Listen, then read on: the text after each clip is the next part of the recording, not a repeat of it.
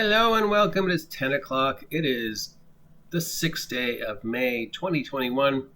I am your grumpy guide to all things gaming, and you might find it unusual that I'm wearing a sweatshirt, other than the fact that it's basically summer and it's super foggy and actually drizzling outside my window. I mean, we need the water, so I'm not going to complain too much, but it's summer. Okay. Because we can't leave well enough alone, it's time to take a look at some more news that came across. I briefly mentioned this yesterday, but now we have some more information. Wizards of the Coast has announced when their big summer digital convention is going to be. D&D Live will be streamed July 16th and 17th this year and will feature a star-studded cast playing with expert GMs, special product announcements, and giveaways for those high enough intelligence rolls and more, giving people who are on their Twitter, whatever. So this will be when they're probably playing through Ravenloft and announcing what the next big product for 2021, 2022 is going to be. Coffee, because it's warm. Support me, coffee. And if you're familiar with the previous ones, like Stream of Many Eyes, it's going to be a bunch of celebrities and quasi-celebrities and people who are very pretty and cosplay and booby and don't look anything like me. A lot of hot topic, cool, pretty people playing D&D. Now, they did do something last year where they played D&D with a bunch of people who'd never played before, like Brendan Ruth. That was kind of fun, but still it was professional actors. So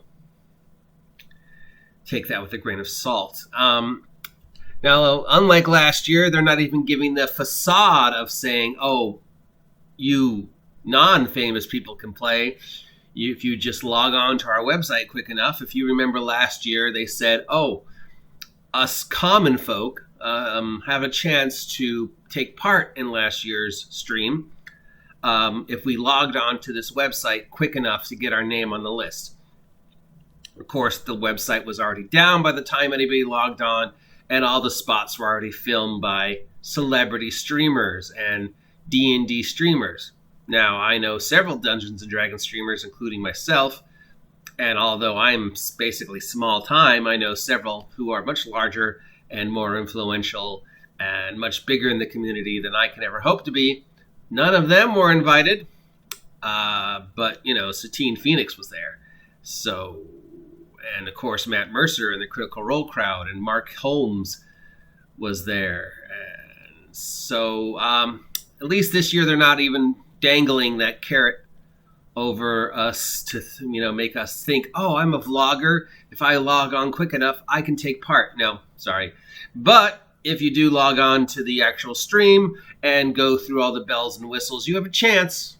You have a chance of winning some free gear, like digital download codes for D&D Beyond, or maybe a shirt, but more likely than not, digital download codes. Now, I am being very snarky about this because lots of reasons. Mostly, it's just, it's just going to be a bunch of celebrity vloggers who either do play D&D or pretend to play D&D, going through whatever the current D&D product of the year is going to be and making the rest of us feel sort of bad for ourselves because we're not as cool or pretty as them. And we have to obviously be more like them if we want to succeed in the world of 5th edition. It's continuing to create this divide between your average everyday player and this sort of social elite Critical Role, Manic PIxy Dream Girl, Gilded Light players. I mean, I guess I'm being sort of ironic considering my friend TJ Storm has been there at least once, and he's a geek that has made it well. But generally, it's a whole bunch of people, some of which you've heard of, some of which you haven't, doing digital D&D for 3 or 4 hours, and then a bunch of Wizards of the Coast representatives talking about everything D&D has accomplished this year, how D&D has changed so much, and what we can expect for the big product of the summer. This will be in lieu of Wizards of the Coast having much in the way of representation at conventions. We already know they're probably not going to be at Gen Con. They're probably not going to be at GameX. They're probably not going to be at Comic Con, though they might be at Comic Con because, let's face it, they're more of an entertainment company now than a gaming company. And since they're now trying to be a digital entity, so scratch that. They'll probably be at Comic Con, but we probably won't see them at GameX or Pop Culture Con or D3 or anything, Dragon Con, whatever. They announced this. They haven't said what the big product is. We could assume it will either be Strahd, Ravenloft, or whatever the big summer product's going to be. We were told there was going to be 5 over the next 2 years, and we've seen 2, and we were told to expect at least 1 more in 2021. So unless it's another Magic the Gathering, I don't know. Will Acquisitions Incorporated be there? Probably not. They usually do packs. And the quality of that has definitely gone down since Chris stopped running for them. If you're a fan of 5th edition, this is probably going to be something you're interested in. If you're a fan of watching the YouTube gaming elite like Critical Role and Mark Humes sitting around telling each other how great they are and how the rest of us who aren't them are kind of not as great, and inclusion, blah blah blah, diversity, blah blah blah, be more like us because we make the world better, even though Adam Coble has shown us a lot of those people are actually Anyways, I'm spitballing and shotgunning. You don't really care what I have to think. Anyways, that's what's going on.